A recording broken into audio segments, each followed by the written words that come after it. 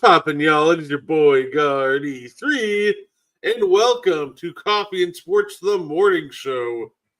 And of course, joining us just like every morning, he is Mo Better. How you doing, Mo? Hey, good morning, Brett. Good morning, chat. Welcome. No, absolutely. So yeah, of course, we're here to bring you some NBA and NFL news. And Mo, I know we got one tonight, but I figure why not start with the NBA? I don't know if you saw this, but the Ringer, they came out with their top 25 players list for the upcoming season. So I was going to read it out to you, and I'm kind of curious. I wanted to get your take on it. Okay, let's hear it. All right. So according to the Ringer's top 25 players in the NBA, at 25 they have Jimmy Butler.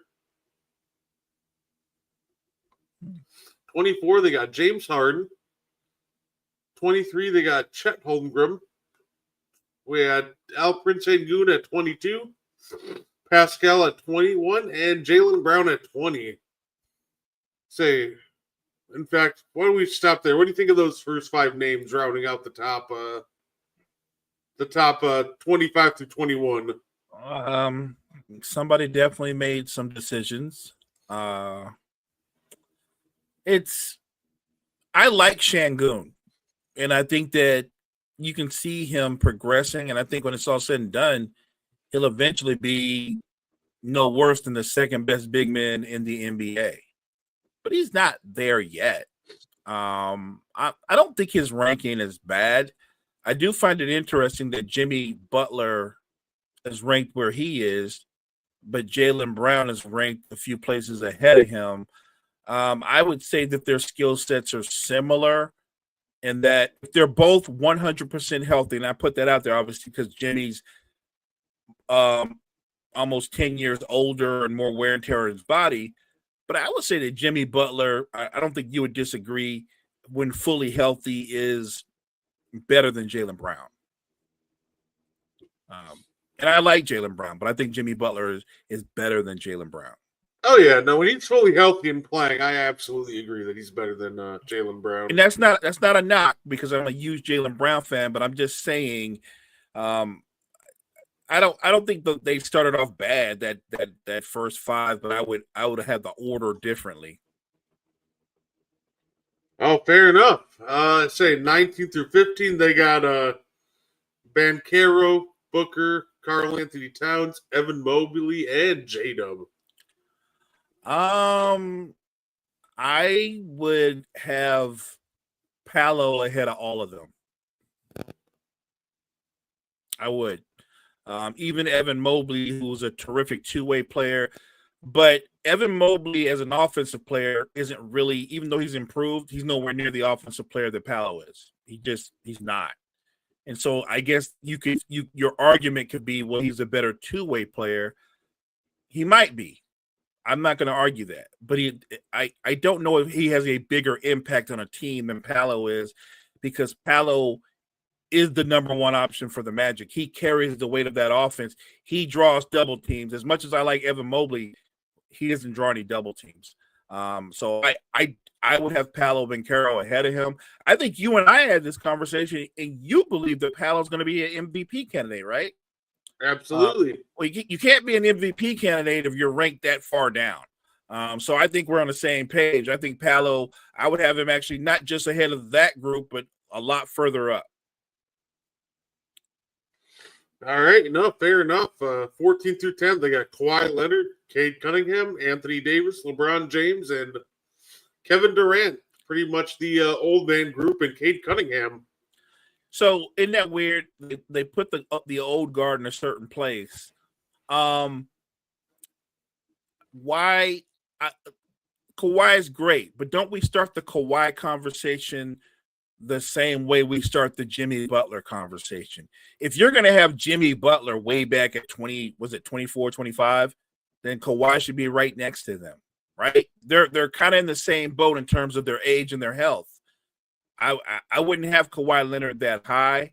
I understand why Durant would be that high, why LeBron would be that high. But you have Kate Cunningham that high up, but you don't have Paolo Banchero that high up. That doesn't make sense to me. One thing I always find funny about these lists is once again it shows how challenging one name that's not on here is Joel Embiid, and it just shows how challenging he is to rank on these lists at times. Right, but Brett, isn't that the whole point? Embiid is hard to rank for the same reason we have these conversations about Butler and Kawhi Leonard, right? It's if Joel Embiid is healthy, he's a top 10 player, right? He is. Whether you like his personality or not, if he's healthy, he's a top 10 player. The problem is he's never healthy, and there's nothing he's done in the offseason that tells you he's going to be healthy this season. So as a talent, top 10 in terms of what he actually is or what kind of physical condition he is, because his situation with his knees and his ankles and those are chronic. They're not going away. He'll always have those problems. But if he's healthy, would you not agree he's a top 10 player? Oh, absolutely. Right. So they omit him completely, but you put Kawhi Leonard, who's perpetually injured, as much as Joel Embiid on there. Like suddenly Kawhi's going to be healthy all year long. We know better. And look, if we're gonna do the betting on health game for what it's worth, I predict Jimmy Butler will play more games than both of them. Yeah, no, I agree with that. I think Jimmy's just going to play the most games out of both of them, and it's just Kawhi. He's been healthier these past couple of years, but also like I'm not really concerned about healthier because healthier is like maybe he gets to like 60 games. So right. No, and that's about my like one slight problem with this list. Like if you're going to include Jimmy, you're going to include Kawhi, and we're assuming everybody's healthy, then Joel Embiid should be on here. Exactly. If we're going to do the everybody being healthy game, then if everybody's being healthy game, then of course Joel Embiid should be in your top 25 easily. Yeah, at 10 through 6, they have 10 is Durant, then followed by Brunson, Donovan Mitchell, Steph Curry, Victor Wembanyama. I think Steph is an interesting name. I think that, he's still going to be a top 10 player. It's just, he's so tough because you think at some point he's going to be he's going to regress, but that skill set is just so perfect for longevity inside the top 10. I don't disagree with what you just said about Steph. I don't. Because his skill set is unique. But here's the crazy part. His skill set, we talk about how unique his skill set is. I agree with that. I don't look at Steph right now today. I'm still not going to tell you that Steph is a better basketball player than LeBron James because he's not, even with that skill set. So if we're going to do the thing where we put the old guard kind of in the same box, then Steph should be where Durant is, and Durant should be where LeBron is. Like we're going to look at KD and go, we can book KD for 26, 7, and 4 or something like that. That's great. But is KD a better basketball player than LeBron James? The answer was, even right now, he's not. He's going to score more, but is he a better basketball player? Is he going to impact the game more? He's not. They brought him to Houston because he fills a void for Houston. He and LeBron don't carry the same weight. And I acknowledge how great a player LeBron is, but LeBron's going to do more things than Kevin Durant is going to do with his team. So I don't understand these rankings at all. And I agree how Steph ages well like a fine wine because of his shooting and obviously his secret superpower that's not secret anymore is his movement off ball because of what he does. That being said, is he a better player? Because I thought that's what these rankings were. Well, he's not better than LeBron. He's not. We can't rank them by I guess, career achievements. I'm just judging you off of what you are right now today. I think Steph is definitely, you could say top 10 or top 12, but wherever you rank him, I wouldn't rank him ahead of LeBron. And you know what? That's absolutely fair enough. You, I, this list, I think it was made like a little bit after the news broke that LeBron might be out till mid-November. So I don't know if that's why he got pushed down a little lower, just outside of the top 10. But or maybe they think this is finally the year that Father Time gets him. But yeah, and it didn't get him last year, right? And that could be the case. All I'm saying is, when you make these type of rankings, tell me that you're thinking of Steph's going to put up numbers, Golden State's going to be relevant, meaning that they're going to be a title contender, and then that would explain why you have him ranked where he's ranked. If you're telling me like, well, LeBron's going to have a really good season, but I don't think the Lakers are title contenders, then fully express that. Because if you bring it into that conversation, into that lane, that's a conversation we can have. I'm a Lakers fan. I'm a diehard Lakers fan. Just look at my background. And I don't think the Lakers are title contenders. So if you're telling me that LeBron's going to have a terrific season, but in the bigger picture, is it going to impact winning more than what Steph is going to do? I'll listen to that conversation. Now, fair enough. And the top 5, they got Anthony Edwards, Luka, Giannis, Shea, and Nikola Jokic rounding out the top 5, which I think is interesting also because at 6, they have Wemby. So that's a pretty killer top 6 right there. It's a killer top 6. Here's the thing about Wemby is, and I'm a huge Wemby fan. I think you're a huge Wemby fan. With Wemby, everything is projection, right? Right? Because the assumption is, and again, we always have to preface this with health. If Wemby is healthy throughout the season, the expectations are Victor Wembanyama is going to give you 25 points a game, 12 rebounds, 3 or 4 blocks, 3 or 4 assists, which would absolutely make him an MVP candidate. I don't know if he's going to do that. I definitely don't know if he's going to make it through the season. I hope he does. As an NBA fan, what I want more than anything is I don't want somebody that is as talented and unique as Wemby to be one of those guys that's going to have one of those careers where he's chronically injured. I hope that is not the case, because I think when fully constructed, when you look at their team top to bottom, I think the young Spurs are a playoff team right now. I do. I think the Spurs make the playoffs, obviously provided that they can have a healthy Wemby. I think the Spurs make the playoffs, and I think they're a tough out. Well, fair enough. I've been so impressed by Wemby this preseason and the little bit we've seen him. It just seems like he's gotten stronger. And that's kind of scary. Like, he's just bumping guys now at times out of the way and getting easy dunks. No, go ahead. I'd say one thing I would love to see him improve on, though, is at times he still falls in love with that sidestep 3 or step back at the 3-point line when he has a one-on-one, which I think it might come back down. He's just so big, it's hard to trust that handle in traffic, which, keeps him on the 3-point line at times when it comes to playing against a set defense. But, yeah, it's one of those things where when he actually does get going downhill and he starts bumping guys out of the way, that is terrifying.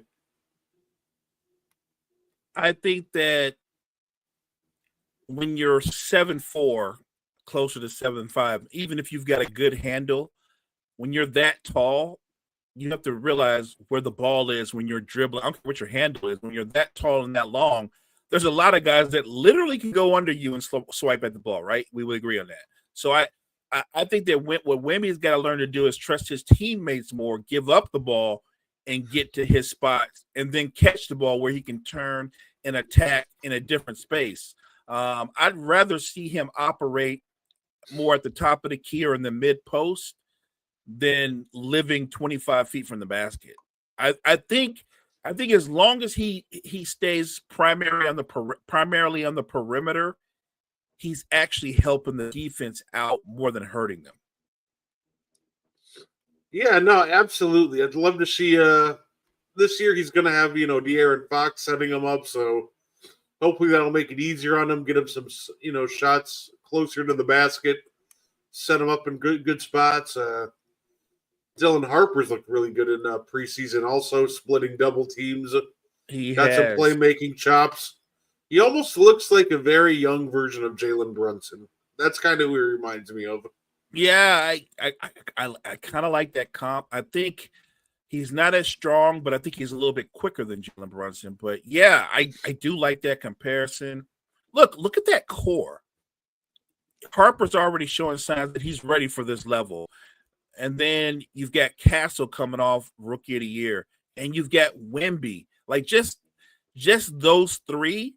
Then you throw in guys like Vassell, obviously De'Aaron Fox. Like that team to me, if fully healthy, how are they not a top 6 team in the West? Yeah, no, I think they absolutely are this year. It's just going to be too tough to keep him out. Like, as long as everybody's healthy, that's just going to be too tough of a challenge because even once you get past Castle, Fox, and Wemby, you still have guys like Devin Vassell, Harrison Barnes, if he can at least play at the level of a rotation player. Like, this is a team that's got some pretty nice depth to it, too. So I'm looking forward to seeing them this year. They're on my league pass list. Oh, they're gonna be so fun to watch, Brett. They're gonna be so fun to watch. And Wemby's gonna have some of those games where you're gonna lose your mind when he drops 40, 15 with 6 or 7 blocks. Like he can do that. It's funny because I posted something on TikTok not too long ago, and it was about a guy that you and I talk about on N1 all the time when we're giving flowers to some of the older players. But it was about your guy from Utah, Mark Eaton. That Mark Eaton holds the record for most block shots in a season still to this day. I think it's something like 456 blocks. And even though I think Wemby is absolutely made to be the guy to break that, I don't think that record will ever be broken because of how the game is played today. Because the game now is played on the perimeter. There are less guys going to the basket, less shots to block at the rim. I think a great shot blocker in today's NBA, you're probably going to get 250, maybe 280. I don't think anyone's going even remotely anywhere near 300 blocks. Yeah, and when they play the Spurs, they're going to attempt to get Wemby to switch out of the perimeter and keep that man away from the basket at all times. I'll guarantee because he covers so much ground. You definitely got to keep him away. But I love that about Wemby. I love that about Chet Holmgren, that while they're both over 7 feet tall, they don't move like that, and that's what makes them impressive. They're big men, but they don't move like big men. Yeah, no, and that's the challenging part, though, because you can keep him on the perimeter, but he can cover that ground in like 2 steps and still recover in time to erase your shot. So you always have to keep an eye on him. I've got a question for you. There's a player that I've been watching in the preseason. I watched a lot of him last year, and you could see the potential. And it seems like I don't know if he got in the gym, got in the lab, but it seems like he's gotten the message. I'm talking about the kid from Miami, from the Heat, Khalil Ware. Brett, another guy who's over 7 feet tall and incredibly talented, but if he's what he's looked like in potential, what he could be, he's exactly what Miami needs. I keep telling people that it's not that Hero's not a terrific player. It's not that Bam's not a terrific player. It's just that neither one of them can be your number one option. Like if Ware could take himself and make that leap and establish himself at least as a second option, I think Miami becomes a much better basketball team because he has if you were going to compare him to Wemby, which I'm not saying he's in Wemby's stratosphere, but he has the skill set and the talent to where he could be Wemby light, right? Even if he's Wemby light, you're talking about a guy that can give Miami 16 to 18 points a game, 10 rebounds, and a couple of blocks. That absolutely would make them that much better. I will say when it comes to Kalel Ware, I remember last year before the season started, he was somebody I mentioned to be a dark horse rookie of the year candidate if he gets enough playing time, which it was an interesting year for him, but he's been somebody I've always been very high on because I think that he could really be a key cog in finally utilizing Bam Adebayo properly. Because I like Bam, but I just don't think he's a natural center. I think he's a better suited at the 4. So I love Ware, and I think I'm very high on him. He's got that floor spacing potential, but he can also protect the rim. So he's athletic, so he can also do some rim running as well. So I love Kalel Ware, and I think he really has the potential to make this Miami Heat lineup make more sense. Put Bam at the 4, Ware at the 5, and all of a sudden this lineup just looks a lot better. So. Oh my God, what a combo that is! Though, if Ware's going to make a leap in his development, the 4-5 combo of him and Bam, that can make Miami one of the better defensive teams.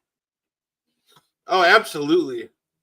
Like I said, I'm still a Bam believer. I think he's very talented, but as switchable as he is, I think there's something to be desired when it comes to protecting the rim with Bam, because you can easily just switch him away from the rim, but also he's just shorter than a lot of these 7-footers and smaller. So I think if you get Ware in there to help with the rim protection, then that'll absolutely elevate this Miami defense. So I'm hoping they start him just straight up and move Bam one spot down.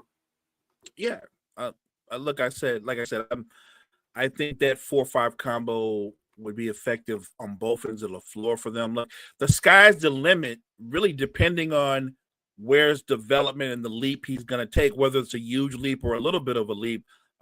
It's going to greatly impact Miami on both ends of the floor. Let me ask you this question, one more about Miami. We both know that Tyler Hero is their number one option offensively. Is Tyler Hero, in your opinion, can he be the best player on a title contender? I don't think so. He can be. Let me put it this: I think he can be like the number 2 or 3 option on a title contender, and because I don't want to downplay how good he is offensively. He's a very good offensive player, and he's actually been making strides for a couple of years now. Really impressed by him. That being said, do I think that he can be the best player, even best offensive player in a title contender? No. But if you told me that he could be, maybe the second best offensive player on a title contender and played off somebody else, sure, because I've seen him do that a couple of times. I've seen him do that before.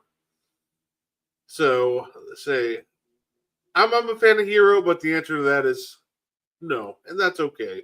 No, I look, we're on the same page. I love how Tyler Hero has gotten better each year. But I'm with you. I don't think Tyler Hero can be your number one option. He can be your best player. I think that he would be a very good number 2 and an incredible number 3. And I'm not downplaying his development. I'm just simply saying that sometimes because of the players surrounding you, by default, you're miscast as the number one option, right? I'm not saying he shouldn't be the number one option on Miami right now today because he is their best offensive option. I'm simply saying that if you're a Heat fan and you're being objective and Tyler Hero is your best offensive player, realistically, how far do you think you would go? You know what I'm saying? Like, I think Miami could be really good, but really, there's really good, which makes you a playoff contender, and then there's elite, which makes you a title contender. Tyler Hero as your number one option does not make you a title contender. Yeah, no, as they're set right now, I think they finished like 3rd in their division. Kyle just kind of alluded to it in the comments, but it's actually a sneakily like tough division to win, right? Because you have the Orlando Magic, who I think will obviously be the 1 seed. Right. But even the Atlanta Hawks, if Jalen Johnson's healthy, I think that's going to also be a very good basketball team again this year. Atlanta's going to be sneaky. So yeah, it's one of those things where I think they could be a play-in team, but I don't think they're like a lock to make the playoffs. I think that might be a little bit of too steep of expectations for them this year. I think they're a play-in team too. Even if Ware makes that leap, and I hope he does, just look at the surrounding talent. I'm talking about perimeter players and surrounding talent. They have good players. What they don't have is they don't have a lot of special players, and that's the problem. Like I'm a big Bam fan. We can't just look at that he's a terrific defender, especially a team defender. But what about offensively? Like they don't have a lot of shot creation in Miami. They really don't, and that's their struggle. And I think that's going to hold them back. And that's and to me that's exactly what's going to hold them back. They just don't have enough pop outside of Tyler Hero. I think he's going to once again be a great offensive piece this year. But that being said, if your number 2 option is Bam, you just don't have a number 2 option because that's not the role that he's suited for. And I think that's been made abundantly clear on these last couple of playoff runs. So let's say he's a great defensive talent, but offensive talent, you want him as like maybe your 3rd or 4th option. The further down the pecking order for Bam offensively, the absolute better it is for your team. 100% agreed. If Bam Adebayo is your 4th offensive option, you're probably a hell of a basketball team. No, absolutely. So I'm looking forward to that. Like I said, I'm glad you mentioned the Magic. They're going to be a lot of fun this year. Although I'm going to be so mad if Desmond Bane just forgets how to shoot like every single person who comes to Orlando. I hope that's not the case. It's such a weird conundrum. You had Contavious Caldwell-Pope be a great shooter before he came to Orlando, and he forgets how to shoot. And it's just a conundrum with them. It's just as soon as you step into Orlando, that's like -5 percentage points to your 3-point percentage. So I think he'll be fine, especially since the thing with Desmond Bane is he's like a 3-level scorer, and he's not limited to the 3-point line, so you can keep defenses off balance. But yeah, I think that's got to be a big point of emphasis for Orlando. Just hit your shots. You're going to get a ton of wide open looks playing off of not only just Paulo but Franz, and Bane. So as long as these rotation players can knock down their jumpers, sky is the limit for the Orlando Magic. Isn't that the key? If their rotation players can take advantage of the gravity that Paolo's going to draw you into, that Bane can draw you into, because like Bane doesn't have a super tight handle, but he has a tight enough handle that he can attack the hard closeout, right? And if you look at how he's built, like he's built like an NFL safety. Like he's physically strong when he drives to the basket. He's added a floater to his game. I think we forget that people look at Franz and they think shooter. Franz is a scorer. He's not really a natural shooter. He's a scorer. And Franz takes the basketball to the rim. Like he actually attacks the basket more than Paolo does. Paolo is absolutely their best player. And I think that if he does what you said and he elevates himself to be an MVP candidate, I think that rubs off on everybody. If he's gonna make that kind of leap, that rubs off on everybody. That will make Paolo better. Not Paolo, but that'll make Franz better. It'll make life easier for Desmond Bane and the other role players. Orlando, to me, is a scary team when they're working on all cylinders. And if they can stay healthy, which is all we should just say, if this person can stay healthy or that person can stay healthy, but if Orlando can stay whole, I think they're definitely going to win their division and they're going to be one of the top 3 seeds in the East. Yeah, I think to me the biggest key for that, and I'm very confident that he'll come back perfectly fine, but I'm curious to see how Jalen Suggs is after the knee injury. Yeah. Hey, what's good, Sajin? He was absolutely locked down before. In fact, he was so good he was in the argument for maybe best guard defender in the NBA. If he can come back and play at that level again or even close to it, yeah, look out. This is going to be an absolutely terrifying basketball team, especially in a wide open East. Hey, Yeah. maybe it's going to be the Orlando Magic going to the finals this year. I in the Eastern Conference, I put everything on the table. So yeah, I don't rule out. I look at Detroit. I look at Orlando. I don't rule out what the Knicks can do. I know the Knicks are favorites, and I know the Cavs are going to be favorite. I'm looking at the younger teams. I'm looking at one of those younger teams to really make a deep run. I'm looking at Orlando. I'm looking at the fact that Detroit's going to have Jaden Ivey back, giving Cade that sidekick offensively that he needs. If Jalen Duren can be more impactful defensively as a rim protector, Detroit is poised to go to another level. But they're still a young team. Their core is still young, so it'll be interesting. No, absolutely. Hey, you know what?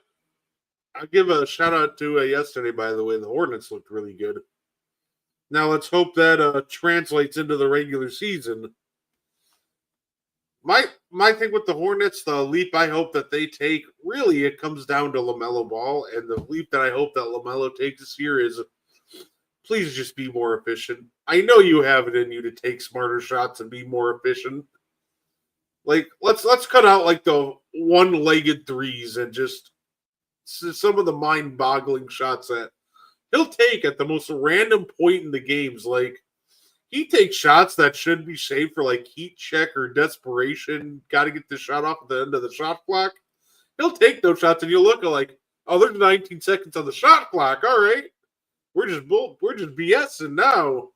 So I really hope that this year is the year that his shot IQ like develops some more, and he cuts out some of those really bad like threes that he takes.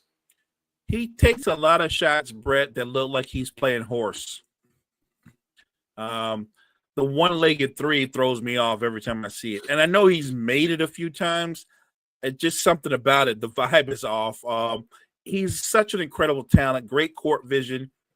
I need him to, I'm with you, be more efficient, but look to play make more and then score second. Because he can always score. The guy's a natural scorer. But I think that if he gets the other guys involved more, he can always pick up the pace in the third or fourth quarter as a scorer. It's saying this year he shouldn't really have that high of an offensive load, right? Like, okay, he's always going to take a lot of shots, but that being said, I think if you have the emergence of Brandon Miller, if he's as good as people think he is, which spoiler alert, he very well could be. Say I do like Brandon Miller and think he could end up being like an all-star, maybe even a fringe all NBA player. He's very good. Talented. You have Bridges, Knuppel. You have some lob threats and Kalkenbrenner and Diabate. Like you have weapons, and if he just would cut out like those bad shots and instead, spray it out and feed his teammates a little bit more, this Hornets team could be sneaky good. Sneaky good as in like maybe they can battle for a play-in berth. Good. I think that could happen, but I think it all just kind of starts with LaMelo. I agree. Look, I hope you're right. I hope they have the kind of season where they're right there in the thick of things, fighting for a play-in berth. It's not just good for their fan base. It's good for NBA fans in general that you see some of these younger teams, some of these franchises that haven't had a lot of success, experience success. That's why I think a couple of years ago, when Mike Brown got the Kings into the playoffs, De'Aaron Fox had that monstrous season. I was excited as a basketball fan because that's fun to watch that happen. But just as soon as it happened, they didn't follow up on the momentum they had built, and they kind of fell back into old habits. And before you know it, they were just the Kings again. And I would like to see a young team develop its core, build out its roster, and be competitive. And I know as a talent, LaMelo can be your guy. It's just a matter of him growing into that leadership role. Hey, look, we got a young team in the Kings, right? They got young blue chip prospects like Russell Westbrook, DeMar DeRozan, and Zach Oh LaVine. my God. They signed Russ, and I'm like, this is just, I don't know how else to say it. This is just the most hilarious team. Like, because what's the end game with Sacramento? Like, are you going for like a play-in berth, or because they put themselves into this awkward position where they probably have too much talent to like tank, where they're gonna win like 38, 40 games maybe, but at the same time that's not good enough in the West to really do anything except maybe sneak into the play-in. It just feels like they put themselves into purgatory, like willingly. And that's the part that's mind-blowing to me. That's so Sacramento, right? That's what they do. That's so Sacramento. They're going to be too good. They're going to be just good enough that they don't make the playoffs, but not bad enough that they get a high draft pick. Because what they desperately need, they need a franchise player. They need a young guy that they can draft and bring in, and he can be the player you build around. Because their current roster, I'm actually a DeMar DeRozan fan, but I know what he is and I know his limitations, especially now. DeMar's, I think he's 34, 35. Zach LaVine as a talent, I've said this for years, as a talent, he's a top 10 talent. But in terms of what he does with his talent, he is empty calories all day, every day. And then you bring in Russ, who I always want to remind people, Russell Westbrook had a prime. And when he was in his prime, he was a special player, but he hasn't been in his prime, 6 years, 7 years? It's been a minute. And I thought that he was solid for the Nuggets last year throughout the regular season. I thought he had moments in the playoffs, good and bad, but that's kind of where Russ is in his career, right, Brett, where there are going to be nights where you're like, man, this guy is playing at a high level and he's got this energy and look at the assist. And then there's going to be other nights where he goes 2 for 10 or he goes 1 for 17. Like, that's who he is. And you bring that to Sacramento, and I'm like, I get it. We never question Russ's effort or the energy, but the results aren't always pretty. And let's be honest, if you're DeMar DeRozan and you're Zach LaVine, you can tell me how excited you are to have Russ. And there might even be a honeymoon period. But at some point, Russ is going to do something where both of them look at each other and go, my God, oh my God, get me out of here. I don't want to disparage Russell Westbrook. I always tell people the man's going to walk right into the Hall of Fame. But he had a Hall of Fame career before he went to Washington. He had a Hall of Fame career, and he's been through a lot of places since then. You could look at him and look at the same way that Dwight Howard was, where just on his career in Orlando, Dwight was a Hall of Famer.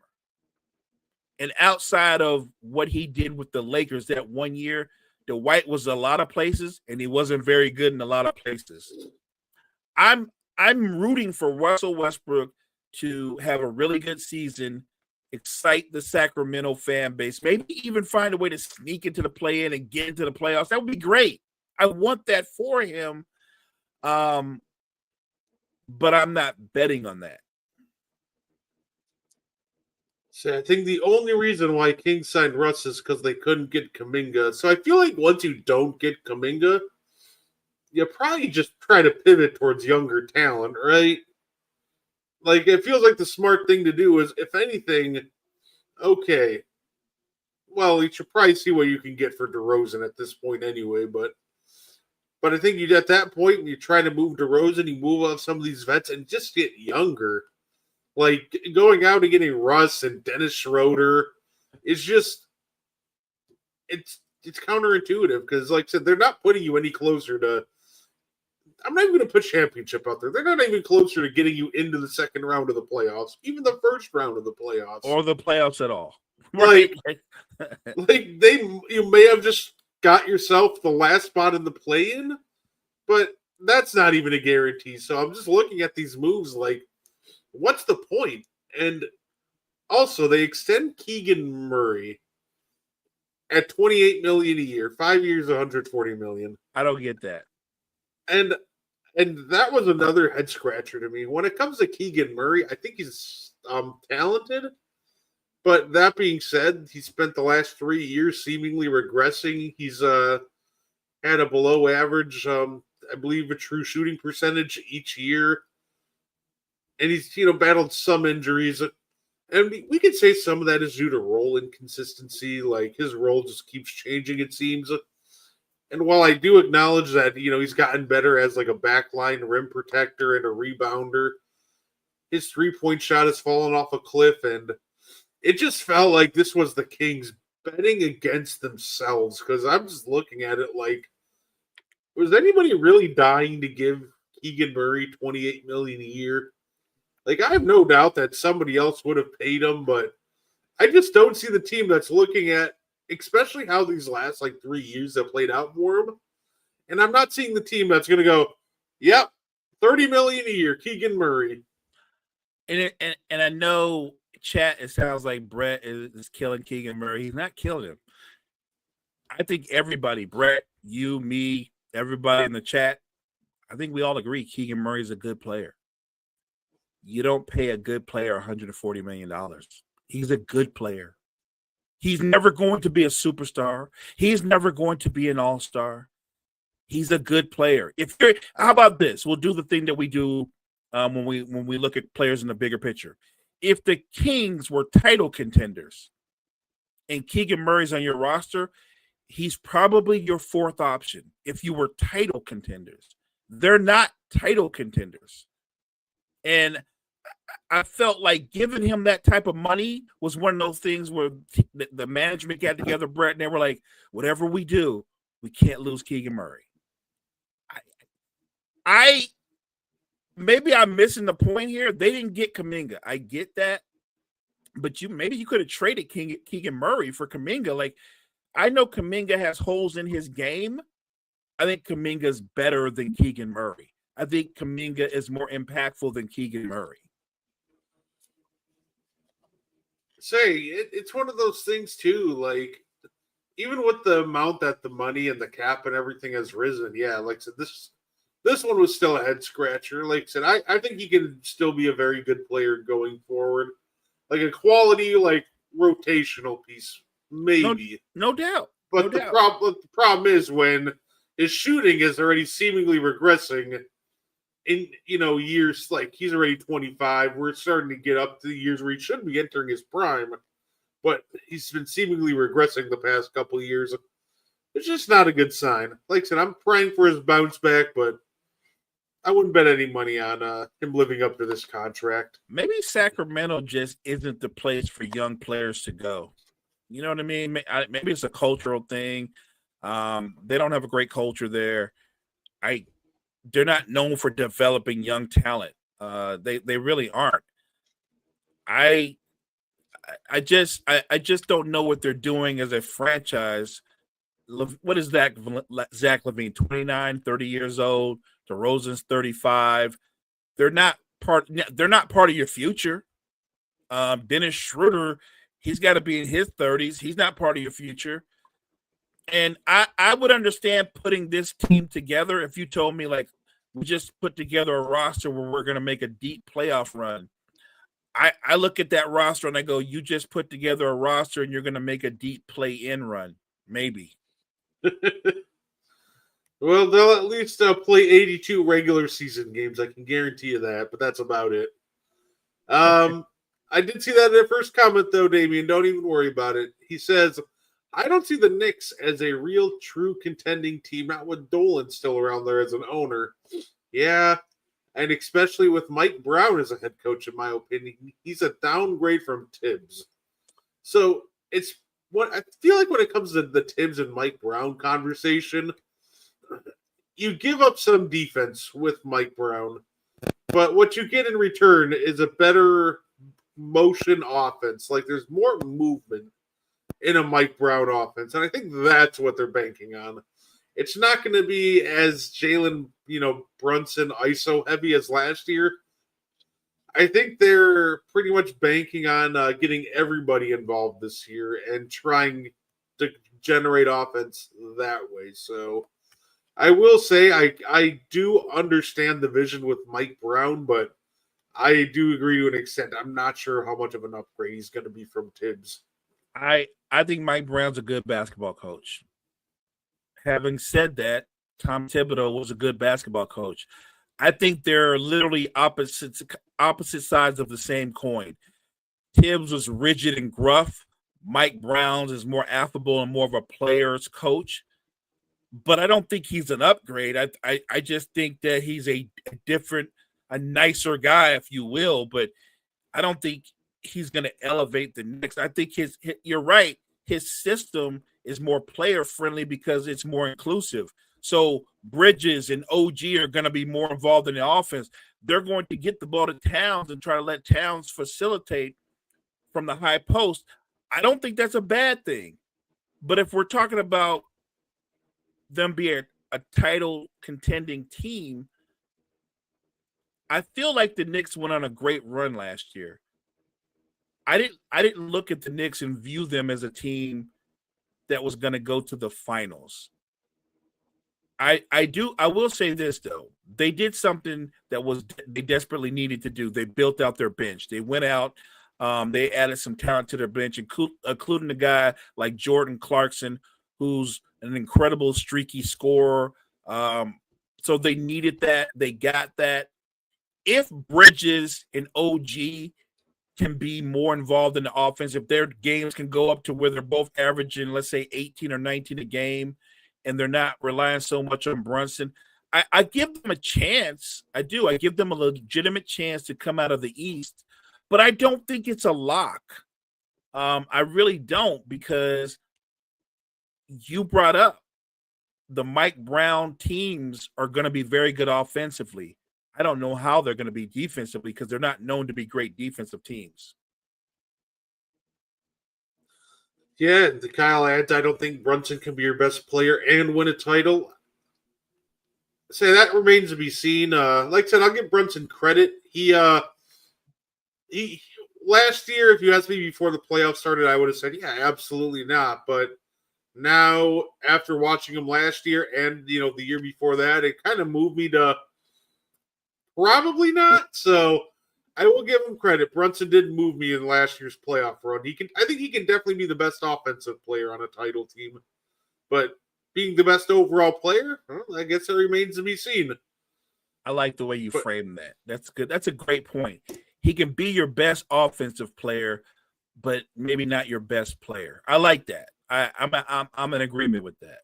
It's just so hard to be the best player on a title team when you're an undersized guard.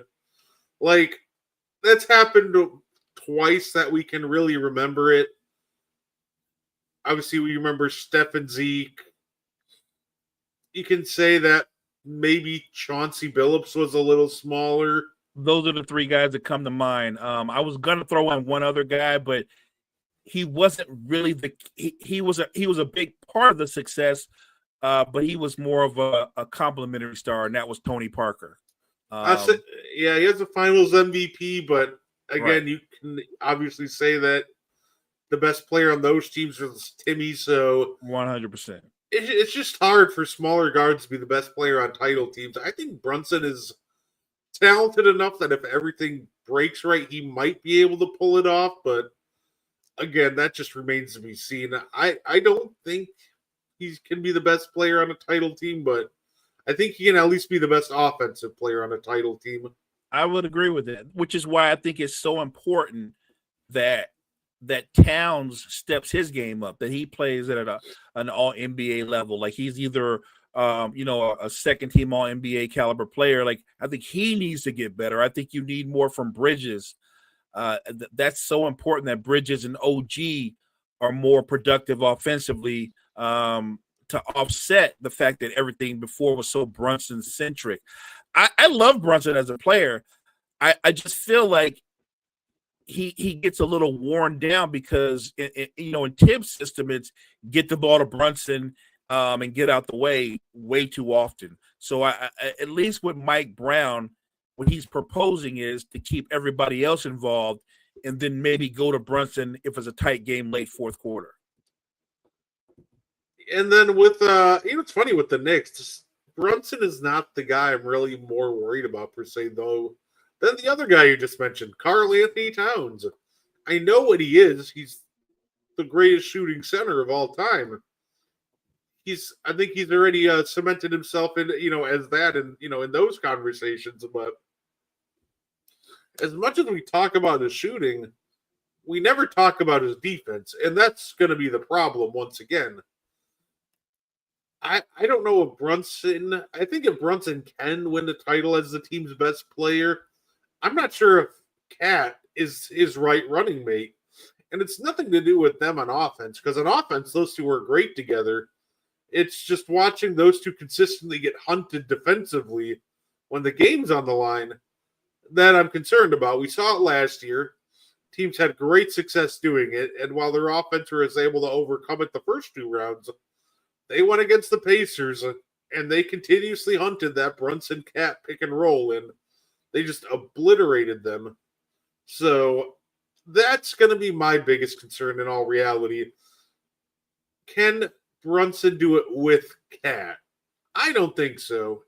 Unless if Cat all of a sudden becomes a better rim protector. If he becomes better in the pick and roll and shows improvements there this year, then the Knicks could very well win a finals. But if that doesn't happen, I think that's really what's going to limit their ceiling. It's the fact that in clutch games, you might not be able to play your two highest paid players at the same time. No, I agree. I as you were saying it and laying it out, I was sitting there thinking like maybe that's it. It's not that Brunson can't be the guy. It's that Cat is probably not the perfect. They work well together, but I don't know if they're the perfect running mates because they're both a detriment defensively. Cat has bad feet. He just has bad feet in terms of like how he moves his feet, and he doesn't have the lateral quickness in space to stay in front of people. And look, defense is about effort too. He doesn't necessarily have a high motor on that end of the floor. Look, the Knicks are poised to be one of the powers in the East, but I don't know. I mean, you really brought up a head scratcher. I don't know if that combo with those two being your two best players, I don't know if you can win a title with them being your two. But I'm not saying Brunson. I'm just saying the combination of the two of them. I don't think you can win a title. No, fair enough. And Mo, before we end up wrapping things up here shortly, I wanted to run this one by you too. Another list that was made. Bleach Report's top 25 male wrestlers since the turn of the century. So this is 2000 forward. Very important thing to add in, because I'll read them off 5 at a time like I did the one before. And there's going to be a name there that people are going to freak out about. But like I said, it's 2000 onwards. Very important to remember that. So the first 5 they have, 25 through 20, are Kofi Kingston, Booker T, Kevin Owens, Dean Ambrose, Cody Rhodes, and Stone Cold Steve Austin. Yeah. I